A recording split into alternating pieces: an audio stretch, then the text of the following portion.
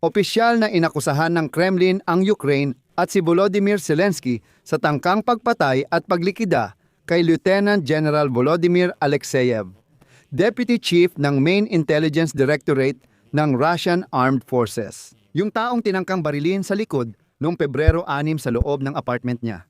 Pagkatapos nito, sinabi ng Moscow na walang positibong resulta ang dapat asahan sa negosasyon ng Ukraine at Russia sa Abu Dhabi. Sa Moscow, inihayag nilang magpapatuloy ang digmaan sa mga susunod na buwan kahit may negosasyon.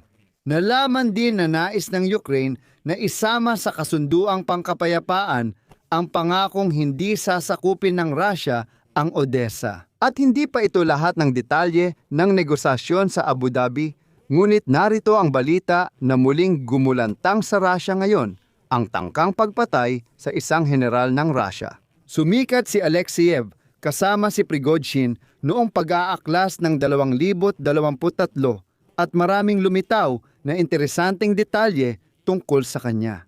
At tatanungin mo, ano ang kaugnayan dito? Sa isang banda ng mga negosasyon at sa kabilang banda ng tangkang pagpatay sa general ng Russia.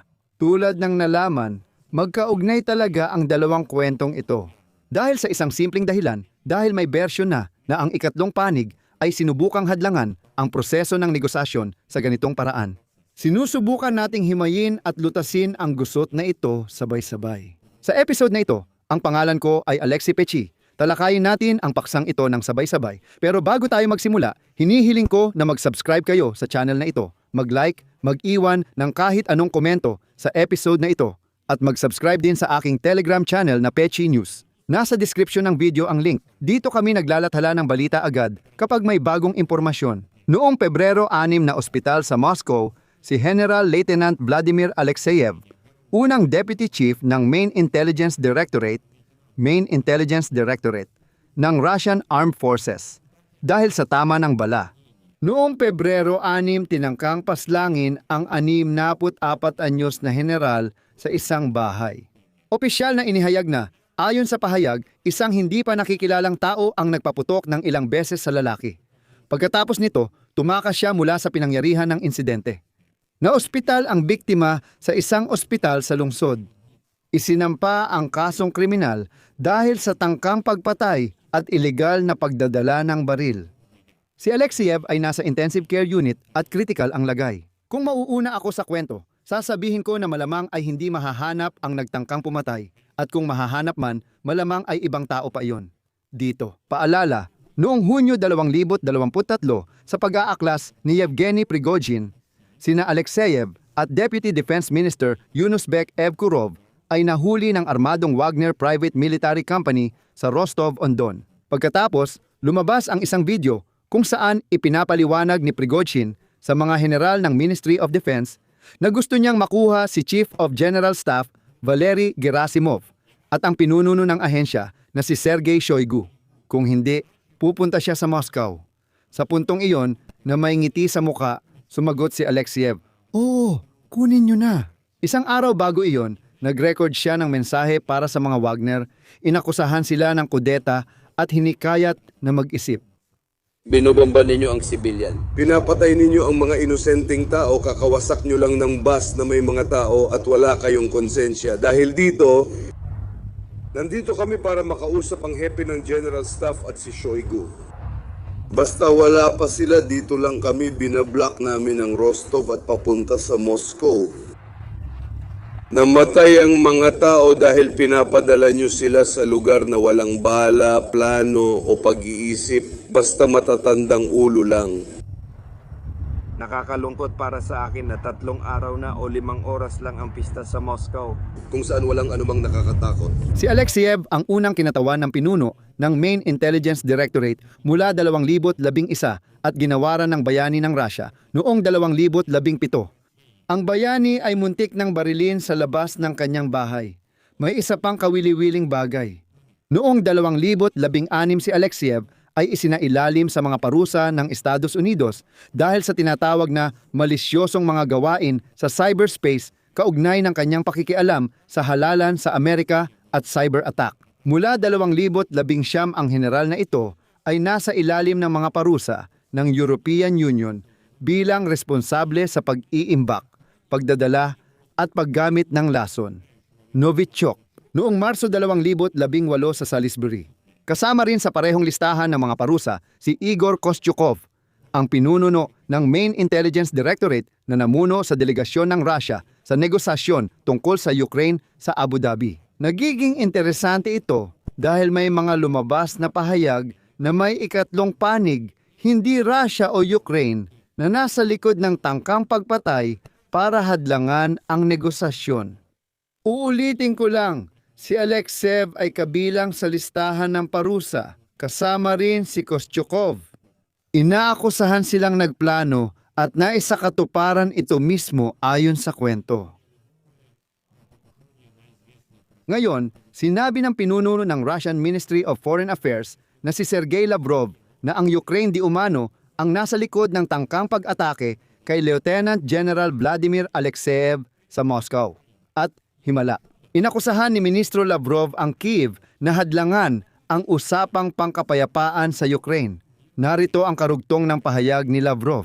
Pinatunayan ng teroristang aktong ito ang nasyonalismo at layunin ng rehimen ni Zelensky na magpatuloy sa mga provokasyon para hadlangan ang negosasyon at ang rehimen. Handa silang gawin ang lahat para mahikayat ang mga kanluraning taga-suporta na huwag magpaiwan sa Estados Unidos. At dito, ang Rusya, sa pinakamagagandang tradisyon, ay nagsimulang baliktarin ang buong istoryang ito. Bakit ko nasabi na malamang hindi nila mahahanap ang nagtangkang saktan si Alexeyev?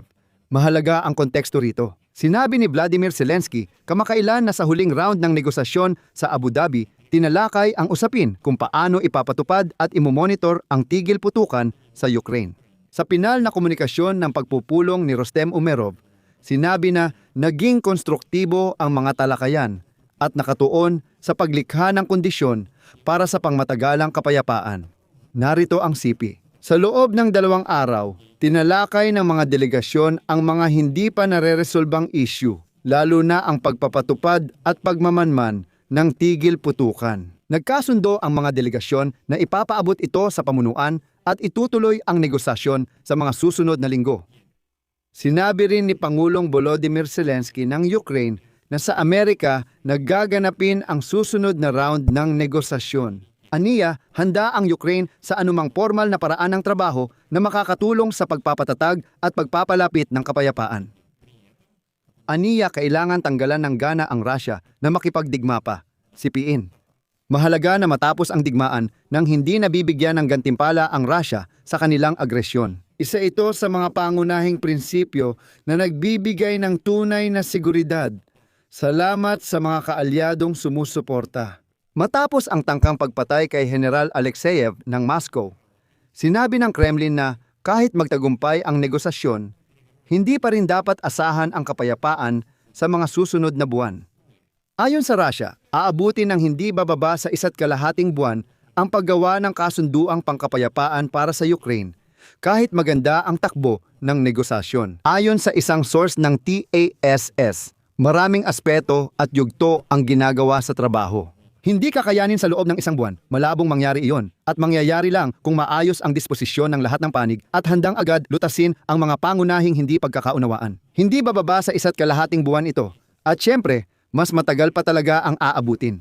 Nais ng Ukraine ng garantiya sa seguridad ng Odessa, lalo na ang hindi pagsakop dito ng Rusya. Mahalaga ito para sa Kyiv.